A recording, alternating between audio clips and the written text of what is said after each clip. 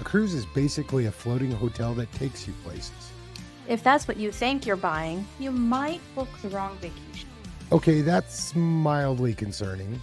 Because the ship isn't just taking you to the vacation, it's part of it. So before we spend a dime, let's get one thing straight. What is a cruise vacation?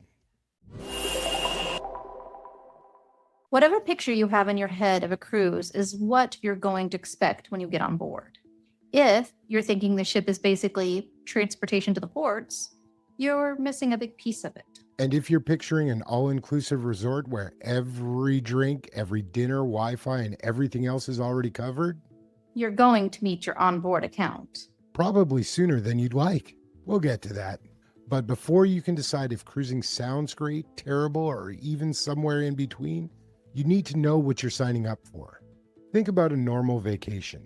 You book a flight, you find a hotel, figure out where you're eating, what you're doing, how you're getting around, and maybe buy tickets for a show or something else you want to do. And if you're moving between a few places, eventually you're packing everything back up and doing that part all over again. A cruise puts a lot of those pieces in one place. Your cabin is where you're sleeping. The ship takes you from one destination to the next. And there are places to eat. Bars, pools, shows, activities, and probably something you had no intention of doing until somebody convinced you it was a good idea. That sounds oddly specific. I've made decisions. You've made some choices. Fair. And while all of this is going on, the whole damn thing is moving. That's where cruising starts getting different. Nobody books a trip to Cancun because they can't wait to spend hours on a plane in seat 27B. Especially if it's the middle seat. Exactly. The airplane is how you get there. On a cruise, the ship isn't something you just tolerate until the vacation starts. You're sleeping there, eating there, hanging out there, watching shows, spending your mornings and evenings.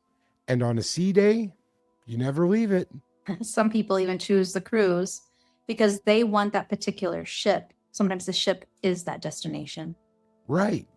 So if you're shopping for a cruise and you're only looking at the ports, you're leaving out a pretty big piece of what you're buying. We're not choosing ships yet. No, way too early. Good. But don't go too far the other way. The ship isn't the whole trip either. Because you can go to bed one night and wake up somewhere completely different. And you didn't pack, you didn't check out, didn't move your luggage, and you didn't have to go back to the airport. You went to sleep and the whole damn hotel moved. That part is pretty great. It's very great. Until you find a place you love and decide you want to stay there. We can stay? The ship can't. Yeah, that's a problem. Because port days come with a clock. The ship arrives at a certain time, and it has to leave at a certain time. And it will leave without you. We will deal with that when we get to take your cruise. For now, just know this. The ship matters. The places you're visiting matters. You're buying both. Now we got to get to one of our favorite statements. I went on a cruise once. I don't like cruises. And maybe you don't. That's completely possible. Or maybe you didn't like that cruise. A 3-night cruise can feel nothing like a 7-night cruise. A smaller ship can feel nothing like one of those giant floating cities. Alaska doesn't feel like the Caribbean. Different ships, different places, different lengths, different vibe. We'll sort through all of that and choose your cruise. But from now on, when somebody tells you cruises are boring, crowded, or expensive, or, my favorite, for old people, or whatever Facebook has decided about cruising this week, ask one question. Which cruise? Because one cruise tells you what that cruise was like, not every cruise. Here's another place people get cruising wrong. There are rules. There is a schedule. The ship decides where it's going and when it is leaving. Shows happen at certain times. Some things need reservations. You don't control all of it. But nobody hands you a clipboard every morning and tells you where you're supposed to be. Go to the show, skip the show. Sit by the pool, Go eat. Get off in the port. Stay on board. Take a nap. That's my favorite. Absolutely. Take a nap. We're not even through lesson 1, and you've already found your favorite cruise activity. And Nothing. Continue. you can have every minute planned, or you can do almost nothing. So the ship sets some boundaries inside those, but you are making a lot of your own calls. So before we move on, let's get rid of 3 things. A cruise is just a floating hotel. That's way too simple.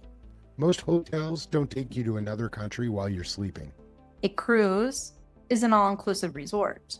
Don't assume that everything is included. We're dealing with what's included next lesson. And if I hate at one cruise, I will hate every cruise. Maybe, but before you write off the whole thing, which cruise? Now, none of that means cruising is better. Some of you are hearing this and thinking, I unpack once. Food and entertainment are nearby. My room moves with me. I can wake up somewhere new tomorrow. Sign me up. Somebody else hears the ship has a schedule. I have to be back on board at a certain time. My room is moving, and I don't completely control where I am tomorrow. Absolutely not. Also, a perfectly good answer. You might love the way cruising works. You might hate it. Either way, now you've got a better idea what you're saying yes or no to. So when you're looking at a cruise, don't only ask, where does it go? Ask, what kind of vacation am I buying? Because you're choosing more than a list of ports. You're choosing the ship you're living on, what you'll have around you while you're on board, and where that ship is taking you. How much each one matters? That's up to you. And that's what we're going to figure out. The ship isn't just taking you to the vacation. It's part of the vacation. All right, let's see what's stuck. 3 quick cruise IQ questions. Number 1, which one gets closest to what a cruise vacation is? A, the transportation between several ports. B, a floating all-inclusive resort. C, a vacation where the ship, your cabin, what's happening on board, and the destinations all play a part. Or D, a guided tour that happens entirely on a ship. C, Yep. a vacation where the ship, your cabin, it's what's happening on board. True or false? If somebody hated one cruise, that proves cruising isn't for them. False. False? It might not be for them, but one cruise doesn't tell you what every cruise is like. Last one. How should you think about the ship? A, mostly transportation. B, part of the vacation. C, something that only matters on sea days. D, basically just a hotel. B, it's part of the vacation. Okay. Now the questions that matter. Your parents wanted you home for the night. How did you know? A, they texted you. B, they checked Life 360. C, the streetlights came on. Or D, they sent you an Uber. This one's easy. C, streetlights. And how much grace period did you get once they came on? That depends on how fast my bike was. One more. Which one of these could be transportation, playground equipment, and a trip to the emergency room all at the same time? A, a big wheel.